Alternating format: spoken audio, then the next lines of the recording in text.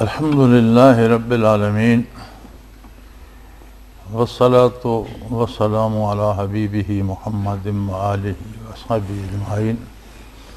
اعوذ باللہ من الشیطان الرجیم، بسم اللہ الرحمن الرحیم۔ یتلو علیہم آیاتہ ویزکیہم ویعلمہم الکتاب والحکمہ۔ اللہم سبحانک لا علم لنا الا ما علمتنا انک انت العلیم الحکیم۔ مولا یا صلی وسلم دائما ابدا علی حبیبک من زانت بہ الرسل۔ نبی علیہ الصلوۃ والسلام وہ ہستی ہیں جنہوں نے واقعی دنیا کو انقلاب آشنا فرمایا۔ تاریخی اعتبار سے دیکھا جائے تو پورا روئے زمین، سارا عالم انسانیت نہ صرف کفر کی ظلمتوں میں بھٹک رہا تھا، بلکہ پوری دنیا جور و جفا کی چکی میں پس رہی تھی اور ہر طرف ظلم کا دورہ تھا۔ انسان انسانوں کو مار کر کھا رہے تھے، زندہ جلا رہے تھے، درندوں کے آگے ڈال کر تماشا دیکھ رہے تھے۔ یہ دنیا کی تاریخ ہے جسے دیکھا جا سکتا ہے۔ روئے زمین پر صرف طاقت کا راج تھا اور سب سے بڑا جرم کمزوری تھا۔ حضور اکرم صلی اللہ علیہ وآلہ وسلم نے مبعوث ہو کر شمع محبت روشن کی۔ قرآن حکیم فرماتا ہے کنتم اعداء فألف بین قلوبکم، تم سب ایک دوسرے کے دشمن تھے، باپ بیٹا ایک دوسرے کے دشمن تھے، بھائی بھائی ایک دوسرے کے دشمن تھے، قبیلے قبیلوں کے دشمن تھے، قومیں قوموں کی دشمن تھیں، حکومتیں حکومتوں سے دشمنی کر رہی تھیں، ہر فرد دشمنی میں مبتلا تھا۔ انقلاب محمدی نے علی صاحب الصلاۃ والسلام دلوں میں محبتیں بھر دیں، الفتیں بھر دیں۔ فَأَصْبَحْتُمْ بِنِعْمَتِهِ اِخْوَانًا، اللہ کا ایسا احسان ہوا کہ لوگ بھائی بھائی ہو گئے، ایک دوسرے کا بھلا چاہنے لگ گئے، ایک دوسرے کی خیر خواہی میں لگ گئے۔ اس کے لیے حضور اکرم صلی اللہ علیہ وسلم نے کیا نسخہ استعمال فرمایا، کیا ترکیب حضور نے استعمال فرمائی، کون سا طریقہ تھا جس نے اس طرح سے دلوں کو بدل دیا؟ اس کی بنیاد تھی دعوت اللہ، یتلو علیکم آیات، اللہ کی آیات پیش فرماتے تھے، اللہ کی طرف دعوت دیتے تھے، پھر جو دعوت قبول کرتا وَيُزَكِّيهِمْ، ان کا تزکیہ فرماتے تھے۔ تزکیہ جو حضور نبی کریم صلی اللہ علیہ وسلم نے فرمایا وہ کیا تھا؟ کیا وہ نہا دھو کر صاف ہو جاتے تھے، کپڑے صاف پہن لیتے تھے؟ یہ تو پہلے بھی ہوتا تھا، لوگ پہلے بھی نہاتے دھوتے تھے، امیر امراء بڑے قیمتی اور ریشمی لباس پہنتے تھے، بڑے بڑے بھاری زیورات پہنتے تھے اور بدن کو سجاتے تھے، یہ سب تو پہلے بھی ہوتا تھا۔ آپ نے جو تزکیہ فرمایا، جو پاکیزگی حضور صلی اللہ علیہ وسلم نے عطا فرمائی، وہ دلوں کی پاکیزگی تھی۔ دلوں کو حضور صلی اللہ علیہ وسلم نے پاک کر دیا۔ دلوں کو پاک کرنے کا طریقہ نبوی کیا تھا؟ آپ صلی اللہ علیہ وآلہ وسلم کے ارشادات عالیہ میں وہ کیفیات ہوتی تھیں جو دلوں میں اتر جاتی تھی۔ ہر متکلم، ہر وہ شخص جو کلام کرتا ہے، جب اس کا کلام آپ سنتے ہیں تو اس میں اس کی ذات کے اثرات بھی ہوتے ہیں، اور یہ ہر شخص میں ہوتے ہیں۔ کسی کی قوت زیادہ ہوتی ہے، بندے کو زیادہ متاثر کرتی ہے، کسی میں کم ہوتی ہے، بندہ کم متاثر ہوتا ہے، لیکن ہر فرد میں ہوتی ہے۔ آپ کسی شعبہ زندگی کے لوگوں کے ساتھ کسی آدمی کو کچھ عرصے کے لیے چھوڑ دیں، وہ ان کی باتیں سنتا رہے، ان میں بیٹھا رہے، تو اس کی عادات آخر ان جیسا ہونا شروع ہو جائیں گے۔ اس کی پسند و ناپسند ان کی پسند و ناپسند میں ڈھلنے لگ جائے۔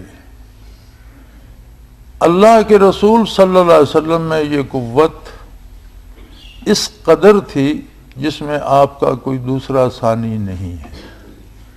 وہ پاکیزگی، وہ نورانیت، وہ محبتیں، وہ رحمتیں، اللہ کا وہ کرم جس سے حضور اکرم صلی اللہ علیہ وسلم کا قلب اطہر لبریز تھا، جو کوئی ایمان لا کر توجہ سے حضور کے ارشادات سنتا وہ دلی طور پر ان کیفیات سے سیراب ہو کر ان میں ڈھلتا چلا جاتا تھا۔ اس عالمی انقلاب کے لیے حضور اکرم صلی اللہ علیہ وسلم نے کوئی باہر سے مخلوق درآمد نہیں کی۔ وہی لوگ جب روئے زمین پر ہر طرف ظلم کا دورہ تھا تو جزیرہ نما عرب جو دنیا کا مرکز ہے اس میں تقریباً ہر وہ خرابی موجود تھی جو دوسری اقوام میں انفرادی طور پر تھی، یعنی بعض قومیں بعض ایک ظلم میں دوسروں سے زیادہ آگے تھیں، دوسری قوم کسی دوسرے ظلم میں ان سے آگے تھی، تیسری کسی تیسری طرح کے ظلم میں ان سے آگے تھی، لیکن جزیرہ نما عرب کا محل وقوع بھی ایسا ہے کہ وہ دنیا کا مرکز ہے، اور ان کا پیشہ بھی یہ تھا کہ وہ دنیا کے ساتھ تجارت ہی ان کا ذریعہ معاش تھا، اور دنیا کے ساتھ ان کا باہر کی دنیا کے ساتھ رابطہ ہوتا تھا، تو جہاں جاتے وہاں سے کچھ نہ کچھ لے آتے۔ تو جزیرہ نما عرب میں وہ ساری خرابیاں موجود تھیں جو روئے زمین پر منتشر تھیں۔ وہیں سے بعثت نبوی علیہ صاحب الصلاۃ والسلام کا آغاز ہوا، اور وہی لوگ حضور کی نگاہ شفقت کی بدولت، آپ کے ارشادات عالیہ سن کر، آپ کی زبان حق ترجمان سے قرآن حکیم اور اللہ کی آیات سن کر اس طرح تبدیل ہوئے کہ جو لوٹ کر کھانے کے عادی تھے وہ کما کر حلال روزی لٹانے پہ آ گئے، جو قاتل اور لوگوں کی گردنیں مارنے والے تھے وہ لوگوں کے محافظ اور لوگوں کی جانوں کے محافظ بن گئے۔ یعنی پوری طرح سے رات کی تاریکی چھٹ گئی اور پوری طرح سے روشنی اور سورج منور ہو گیا انصاف اور عدل کا۔ تو کچھ کیفیات تھیں جو قلب اطہر سے سننے والے کے قلب میں منعکس ہوتی اور وہ بندہ بدل جاتا، اور اتنا بدلتا کہ انہی لوگوں نے 13 برس مسلسل مکی زندگی میں ہر دکھ برداشت کیا لیکن حق کا دامن نہیں چھوڑا، حتیٰ کہ انہیں ہجرت کرنا پڑی تو انہوں نے گھر بار چھوڑ دیے، مال جائیدادیں چھوڑ دیے، رشتہ دار چھوڑ دیے، کنبے قبیلے چھوڑ دیے، اور ہجرت کر کے مدینہ منورہ آ گئے۔ اور جب غزوہ بدر میں مقابلہ ہوا اور 1000 کے لشکر جرار اور چنے ہوئے بہادروں کے سامنے 313 کا ایک ایسا لشکر تھا حضور کے ساتھ جس کے پاس نہ رسد تھی، نہ قابل ذکر اسلحہ تھا، نہ سواری تھی، تو حضور اکرم صلی اللہ علیہ وسلم نے عریش بدر میں جب دعا فرمائی تو آپ کے الفاظ قابل توجہ ہیں، آپ کا ہر لفظ قابل توجہ ہے، دل میں اتارنے کے لیے ہے۔ آپ نے فرمایا اے اللہ، میں بدر میں سارے کا سارا اسلام لے آیا۔ آپ نے یہ نہیں فرمایا کہ میں تیرے بڑے کھرے بندے لے آیا ہوں، تیرے مخلص بندے لے آیا ہوں، تیرے بڑے نیک لوگ لے آیا ہوں، نہیں فرمایا اے اللہ میں سارے کا سارا اسلام لے آیا ہوں۔ یعنی ایک فزیکل سٹرکچر کا، ایک انسانی وجود کا نظریے میں تبدیل ہو جانا۔ اب جو حضور نے فرمایا الحمدللہ وہ برحق، آپ اصدق الصادقین، آپ کا ایک ایک لفظ سچ اور صرف سچ ہے۔ تو حضور کا یہ ارشاد کہ یہ 313 صرف افراد نہیں ہے، یہ سارے کا سارا سر تاپا اسلام بن گئے ہیں۔ فرد کا نظریے میں ڈھل جانا، اسے کہتے ہیں تزکیہ جو حضور نے فرمایا۔ اور اللہ کی حضور آپ نے عرض کی کہ اگر یہ یہاں کھیت رہے فلن تو بدا قیامت تک کوئی پیشانی تیرے سجدوں سے آشنا نہیں ہو سکے گی، کوئی بتانے والا نہیں ہوگا کہ تو کیسا ہے، کہاں ہے، کس بات پہ تو راضی ہے۔ یہ سارے کا سارا اسلام ہے۔ تو برکات نبوی یہ تھیں کہ تزکیہ جو حضور نے فرمایا وہ یہ تھا کہ انسان بنی نوع یا انسان ایک مجسم آدمی ایک نظریہ حق میں، ایک دعوت حق میں اور سراپا حق بن گیا۔ یہ تھا دلوں کا تزکیہ کہ اب ان کے اعضاء و جوارح بھی ہر وہ کام کرتے تھے جس کا حکم اللہ نے دیا ہے۔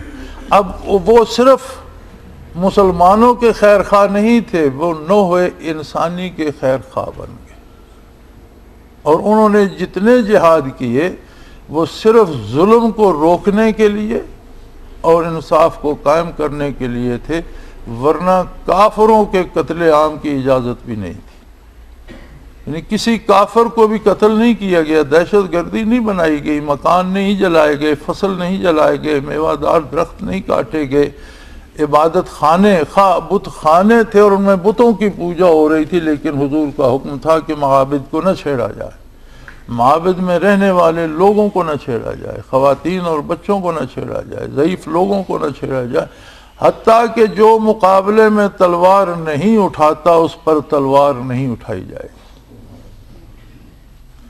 تو یہ کیفیات نبی اکرم صلی اللہ علیہ وسلم نے ان دلوں میں اس طرح اتار دی کہ وہ اس کی سراپا تصویر بن گئے، اور یہ بات تاریخ میں، یوں تو تاریخ بڑے بڑے فاتحین کا نام لیتی ہے، اور لوگوں نے چنگیز خان نے بھی دنیا کو مسخر کرنے کی کوشش کی۔ اس کا دعویٰ یہ تھا، وہ سورج کو پوجتا تھا کہ آسمان پر 2 سورج نہیں ہیں تو زمین پر 2 خان نہیں ہوں گے۔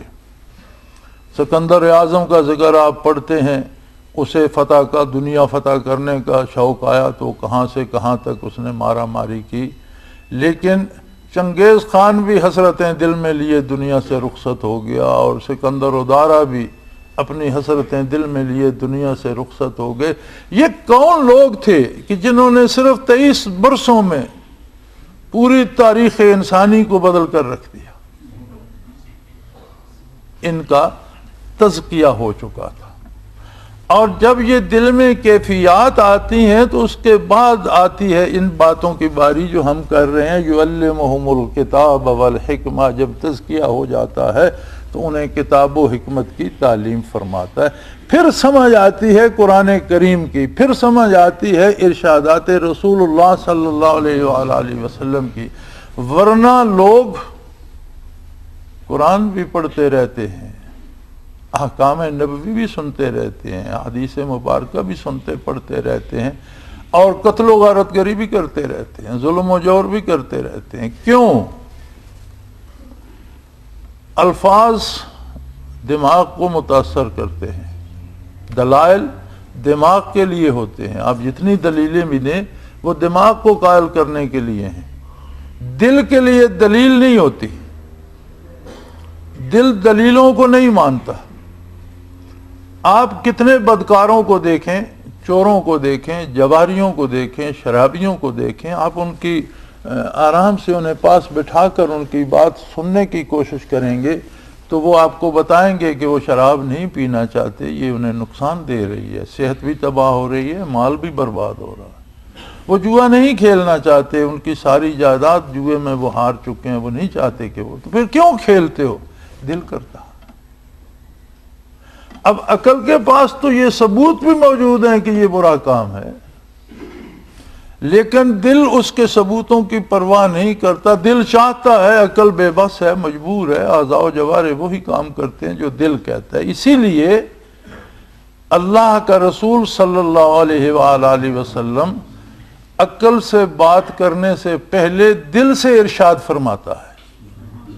حضور پہلے توجہ تزکیہ فراز نبوت میں پہلے تزکیہ ہے کہ پہلی بات دل سے کی جائے، وہ کیفیات دل میں اتاری جائیں، دل کو پاک کیا جائے، پھر عقل کو دلائل سے قائل کیا جائے، پھر کتاب کی تعلیم کی جائے، پھر حکمت کی تعلیم دی جائے، تو وہ تعلیم کتاب و حکمت جو ہوگی وہ انسان کی عملی زندگی میں رہنمائی کرے گی، اس لیے کہ اس کا دل اس پر عمل کرنے کے لیے پہلے سے تیار بیٹھا ہو۔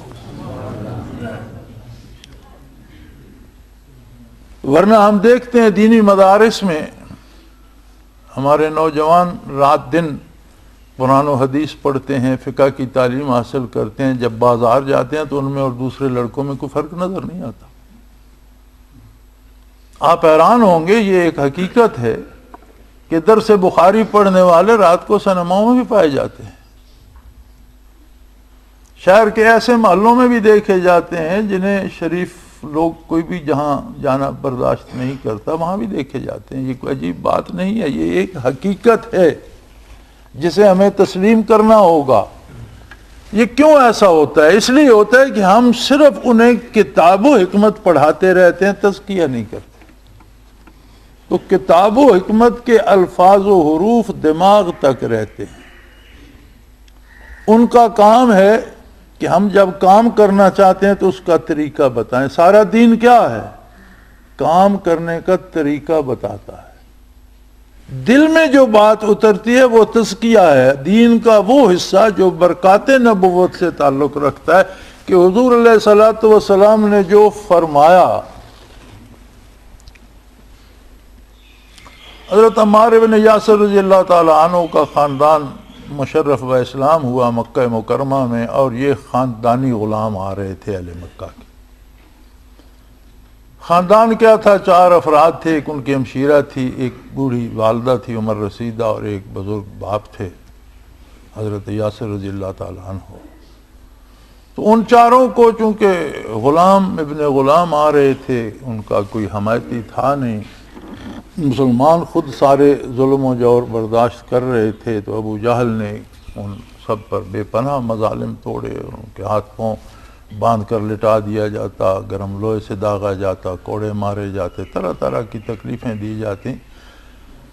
بلکہ ان کی سیرت میں ملتا ہے کہ شام کو چھوڑ دیا جاتا تو رات بھر ان چاروں میں سے کسی ایک میں ہمت نہیں ہوتی تھی کہ دوسرے کو گھڑے سے پانی ڈال کر پلا دے، اتنا مارا جاتا۔ تو جب کوئی بات انہوں نے مان کر نہ دی تو ابو جہل کو اس عمر رسیدہ خاتون پہ بہت غصہ آیا۔ وہ پہلی خاتون شہید ہیں اسلام کی جن کا خون مکہ کی سرزمین میں جذب ہوا، تو ان کے سینے پہ چڑھ بیٹھا اور اس نے کہا کہ میں تمہیں خنجر اتار دوں گا، تم دل سے نہ کہو۔ میرا بھرم رکھنے کے لیے، آخر میں عرب کے نامور سرداروں میں سے ہوں، میں صرف مکہ کا سردار نہیں ہوں، میں عرب کے نامور سرداروں میں سے ہوں، میں دنیا کو کیا منہ دکھاؤں گا کہ ایک بوڑھی عورت جو غلامہ تھی، کنیز تھی، اس نے بھی میری بات نہیں مانی۔ تم میرا بھرم رکھنے کے لیے زبان سے کہہ دو کہ اللہ ایک نہیں ہے اور یہ لات و منات ہی خدا ہیں، میرا بھرم رہ جائے۔ تو وہ مسکرا دی، انہوں نے کہا جب وہ ہے ہی ایک، میں کیسے کہہ دوں؟ یعنی اگر تم پاگل ہو، تم بے وقوف ہو، تو مجھے بھی پاگل سمجھتے ہو؟ جب وہ ہے ہی ایک۔ یہ تزکیہ تھا۔ یہ بات کس طرح دل میں اتر گئی کہ جان کی بازی لگ گئی، لیکن یہ خیال تک نہیں آتا تھا کہ یہ نہیں، انہوں نے کہا یہ تو ہے ہی ایسا، میں کیسے کہہ دوں؟ میرے کہنے سے کیا ہوتا ہے؟ ایک بوڑھی ضعیف عورت کہہ دے گی تو کیا ہوگا؟ وہ تو ہے ہی ایک، تو میرے کہنے سے کیا ہوگا؟ اس نے بڑی بری طرح سے انہیں شہید کیا، خنجر مارا، پھر اس نے ان کی دونوں ٹانکیں 2 گھوڑوں سے باندھ کر مختلف سمت میں دوڑا دی، ان کا جسم چر کر 2 حصوں میں ہو گیا۔ لیکن آخری دم تک ان کی بات یہ تھی کہ وہ تو ہے ہی ایک۔ یہ ہوتا ہے تزکیہ، یعنی جو تعلیمات نبوت ہیں وہ دل میں اتر کر حال بن جائیں، کسی دلیل کی ضرورت نہ رہے۔ اسلام کیا ہے؟ صرف یہ دلیل کافی ہو کہ یہ محمد رسول اللہ نے فرمایا اور بات ختم۔